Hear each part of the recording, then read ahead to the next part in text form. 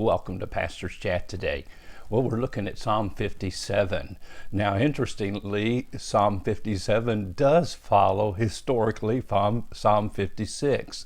Remember in Psalm 56, the title of the psalm there was that David was in Gath. He had been captured by the Philistines. And there he found himself in tremendous danger and prayed and cried to the Lord for deliverance. And the way the Lord delivered him is in a strange way, because in 1 Samuel chapter 21, David, when he heard the words of the people in Gath saying, Saul has slain his thousands and David his 10,000s, David took these words to heart and was very much afraid of Achish, the king of Gath. And so he changed his behavior before them. He pretended madness in their hands. He scratched on the doors of the gate and let his saliva fall down on his beard. And they looked, and he looked like a madman. And the king said, "What are we doing letting this madman live among us? He's dangerous. Get rid of him." And David then escaped. And then that brings us to chapter 22 of 1 Samuel. And David therefore departed from there and escaped to the cave of Adullam.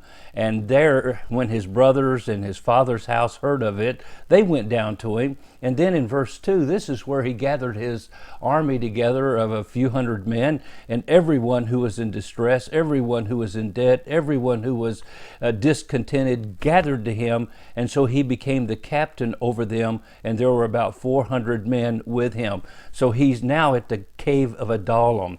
And here he is finding that it's better to be in the will of God here than to be in a king's palace out of the will of God, like King Saul, or even maybe trying to be protected by the king of Gath, Achish. And so now David writes this psalm, Psalm 57. And so let me read the first at least 5 verses of this psalm as we begin to meditate on it. And of course the title is "To the Chief Musician, set to do not destroy, a Michtam of David when he fled from Saul into the cave." Now, on 2 occasions, David was in a cave. We find in the scripture in chapter 24, you find him at the cave in Gedi. But here he's in the cave of Adullam, and that's where we believe he wrote this psalm.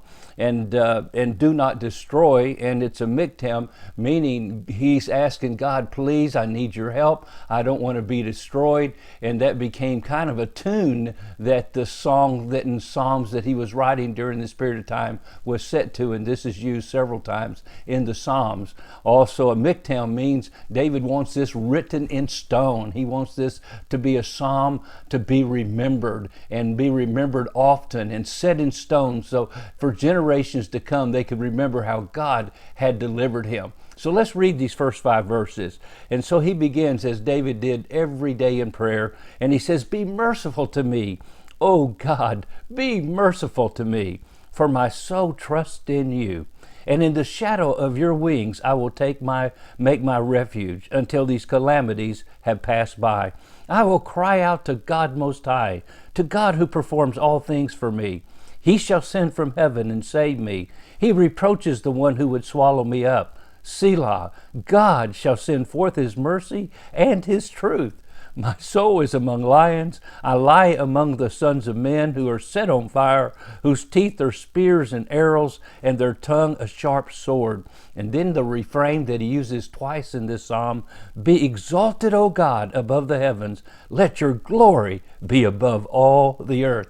So he finishes the first part of this prayer with this refrain that he finishes in verse 11 with the exact same words, and we'll see that again. Now, I think it's interesting and very important. He says, "Be merciful to me." So he cries out for mercy again first, as we all should every day. We do not deserve anything from God, but God's mercy upon us. "And in the shadow of your wings I'll make my refuge."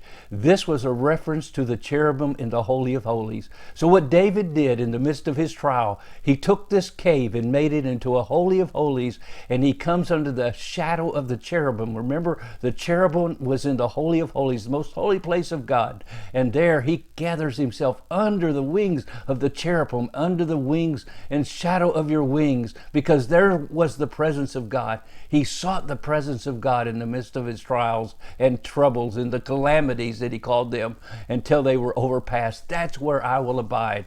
And my friend, that's where you and I can abide as we face the calamities, the troubles, the difficulties of life. And definitely, God will always be there to be merciful to us and help us, and we can exalt Him. Well, God bless you, and you have a wonderful, wonderful day.